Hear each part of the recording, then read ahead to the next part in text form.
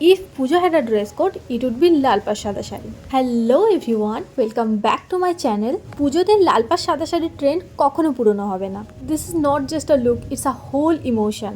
তো চলো এবার দেখে নাও এই লুকটা আমি কিভাবে অ্যাচিভ করলাম। যেরকম প্রতিটা ভিডিওতেই আমি বলে রাখি, মেকআপের আগে স্কিন প্রিপারেশন ইজ মাস্ট। তো তার জন্য আমি এখানে প্রথমেই অ্যাপ্লাই করে নিচ্ছি গুড ভাইবসের একটা টোনার। এইভাবেই হাত দিয়ে ড্যাব ড্যাব করতে থেকেও টোনার অ্যাপ্লাই করার পর তাহলে দেখবে টোনারটা ধীরে ধীরে তোমার স্কিনের মধ্যে অ্যাবজর্ব করে যাবে। 10 to 20 মিনিট ওয়েট করার পর আমি অ্যাপ্লাই করে নিচ্ছি ময়শ্চারাইজার। এখানে আমি প্লামের একটা ময়শ্চারাইজার নিয়েছি। এটা একটা ওয়াটার বেসড ময়শ্চারাইজার। যেহেতু আমার অয়েলি স্কিন, আমি অলওয়েজ ওয়াটার বেসড ময়শ্চারাইজারটাই বেশি প্রেফার করি। তবে তোমাদের কাছে যে ময়শ্চারাইজারটা আছে বা তোমরা যে ময়শ্চারাইজারটা রেগুলার বেসিসে ইউজ করো তোমরা সেটাই অ্যাপ্লাই করো। এবার আমি অ্যাগেন 2 থেকে 3 মিনিট ওয়েট করবো যাতে করে ময়শ্চারাইজারটা স্কিনের মধ্যে খুব ভালোভাবে সেটেল হয়ে যায়। দেন অ্যাপ্লাই করবো প্রাইমার। এখানে আমি ইনসাইটের পোর মিনিমাইজিং প্রাইমারটা ইউজ করছি। অ্যাগেন তোমরা এখানেও তোমাদের কাছে থাকা যে কোনো প্রাইমার ইউজ করতে পারো, বাট প্রাইমারটা কিন্তু স্কিপ করো না।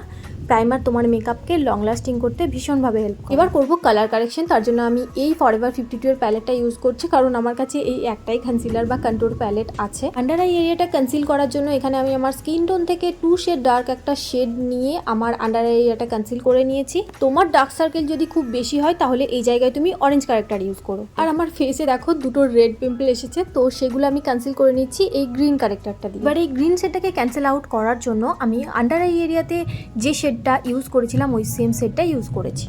এবার চলে যাব বেস মেকআপে। আর বেস মেকআপের জন্য আমি সুগার আর মেবলিনের এই দুটো ফাউন্ডেশন ইউজ করেছি। আমি অ্যাকচুয়ালি বেশিরভাগ টাইম এই দুটো ফাউন্ডেশনই ইউজ করি মিক্স অ্যান্ড ম্যাচ করে।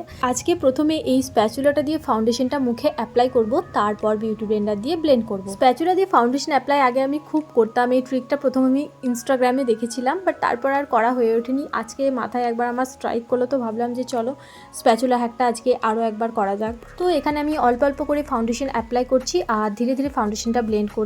আর আমি তোমাদেরকে সাজেস্টও করবো যে তোমরা এইভাবেই ফাউন্ডেশন অল্প অল্প করে অ্যাপ্লাই করে ব্লেন্ড করো, কারণ ফাউন্ডেশন পুরো মুখে লাগিয়ে নিয়ে তারপর ব্লেন্ড করতে গেলে অনেক সময় দেখা যায় যে ব্লেন্ডিংটাও সিমলেস হচ্ছে না অ্যান্ড পুরো মুখে ফাউন্ডেশনের স্পট পড়ে যায়। তো যাই হোক, আমার এখানে পুরো মুখে খুব ভালো করে ফাউন্ডেশনটা অ্যাপ্লাই করা হয়ে গেছে। নেক এরিয়াতেও কিন্তু তোমরা মনে করে ফাউন্ডেশন অ্যাপ্লাই করবে। এবার করব আইব্রো ডিফাইনিং। আজকে এই ওয়েট অ্যান্ড ওয়াইল্ডের প্যালেটটা থেকে আমি আই মেকআপ করবো। তো এই প্যালেট থেকেই এই ডার্ক ব্রাউন শেডটা নিয়ে আমি আমার আইব্রোটা সেট করে নিচ্ছি। অলওয়েজই চেষ্টা করবে আইব্রো ন্যাচারালি ড্র করার। বেশি ড্রামাটিক আইব্রো ড্র করলে লুকটাও ভীষণ হার্শ দেখতে লাগে। তো আইব্রোটা খুব ভালোভাবে সেট করে নেওয়ার পর এখানে আমি স্পুলি দিয়ে আরও একবার খুব ভালোভাবে আইব্রোটা কম করে নিচ্ছি। এবার করব ক্রিম কন্ট্রোর। তার জন্য আমি এনওয়াইবের এই স্টিকটা নিয়েছি। এই স্টিকটার দাম ওই তোমার 160 থেকে 70 টাকা। এটার টেক্সচারটা এতটা সুন্দর, এতটা ক্রিমি, ভীষণ সিমলেসলি ব্লেন্ড হয়ে যায় কোনো রকম হার্শ লাইন ছাড়া। যাই হোক, কন্ট্রোরটা এখানে ব্লেন্ড করে নেওয়ার পর এবার অ্যাপ্লাই করবো আমি ক্রিম ব্লাশ। আর ক্রিম ব্লাশের জন্য আমি ইনসাইটের এই ব্লাশটা নিয়েছি। আর হ্যাঁ, প্রত্যেকটা প্রোডাক্টের নাম আমি প্রতিটা ভিডিওর মতোই স্ক্রিনের মধ্যে দিয়ে দেবো, তো তোমরা সেখান থেকে ইজিলি দেখে নিও। আর হ্যাঁ, তোমরা চাইলে কিন্তু ক্রিম কন্ট্রোর বা ক্রিম ব্লাশটা স্কিপ করতে পারো। বেস অ্যাপ্লাই করার পর জাস্ট পাউডার দিয়ে পুরো ফেসটা সেট করে নিয়ে তোমরা cream blush, cream contour use করতে পারো। বাট আমার আজকে ইচ্ছে করলো একটুখানি cream blush, cream contour apply করার, তো তোমাদেরকে অ্যাপ্লাই করে দেখিয়েও দিলাম। Under eye area, bridge of nose, forehead এই জায়গাগুলো একটুখানি হাইলাইট করার জন্য অ্যাপ্লাই করে নিচ্ছি আমি লিকুইড কনসিলার। এখানে আমি সুইস বিউটির একটা কনসিলার নিয়েছি ইন দ্য শেড 02 স্যান্ডসেবল। এখানে তোমাদের একটা ছোট্ট টিপস দিই, বেস মেকআপে যদি সিমলেস ফিনিশ চাও তাহলে ক্রিম ব্লাশের পর কনসিলার অ্যাপ্লাই করো। অনেকেই হয়তো ভাবো যে ব্লাশ ফেড হয়ে যাবে, বাট না, ইনস্টেড এটা স্কিন লাইক গ্লো করে। তো নেক্সট টাইম মেকআপ করার সময় reverse the order, first cream blush then concealer.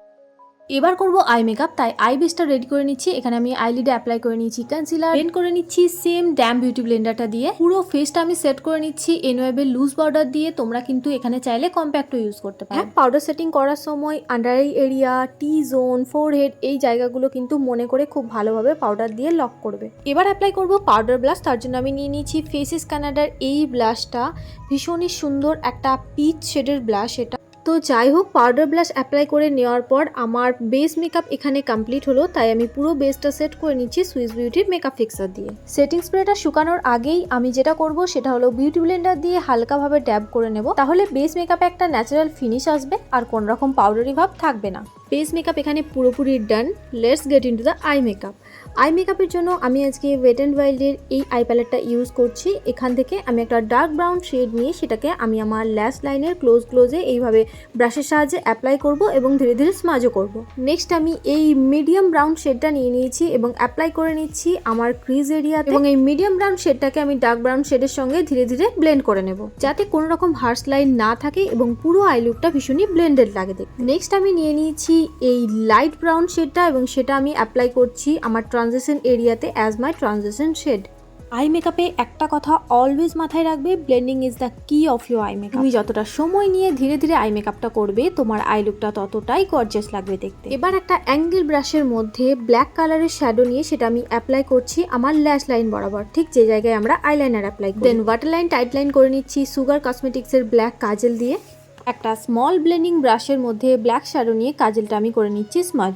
Dark brown শ্যাডোটাকে স্মল ব্লেন্ডিং ব্রাশের মধ্যে নিয়ে সেটা আমি কাজলের সঙ্গে খুব ভালোভাবে স্মাজ করে নিচ্ছি। এতে করে লোয়ার ল্যাশ লাইনে একটা সুন্দর স্মোকি ইফেক্ট চলে আসবে।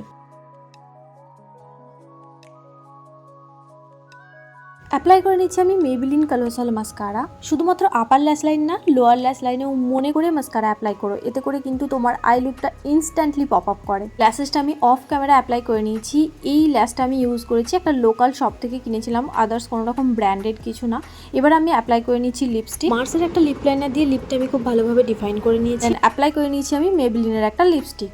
ফেসের হাই পয়েন্টসগুলো আমি হাইলাইট করে নিচ্ছি মার্সের এই হাইলাইটার প্যালেটটা। এখানে আমি হাইলাইটার অ্যাপ্লাই করার জন্য এই ব্রাশটা ইউজ করেছি, তোমরা চাইলে ফিঙ্গার টিপের সাহায্যেও হাইলাইটার অ্যাপ্লাই করতে পারো। তো এই হলো আজকের লাল পাড় সাদা শাড়িতে পুজোর লুক। আজকের লুকটা আমার নিজের অ্যাকচুয়ালি ভীষণ ভালো লেগেছে। যদি আমার লুক, আমার এফর্ট তোমাদের ভালো লেগে থাকে তাহলে অবশ্যই একটা লাইক করে দিও, কমেন্টে আমাকে জানিও কেমন লাগলো, আর অবভিয়াসলি সাবস্ক্রাইব করো পুজোর নেক্সট লুকগুলো পাওয়ার জন্য। দেখা হবে নেক্সট ভিডিওতে। Till then tata.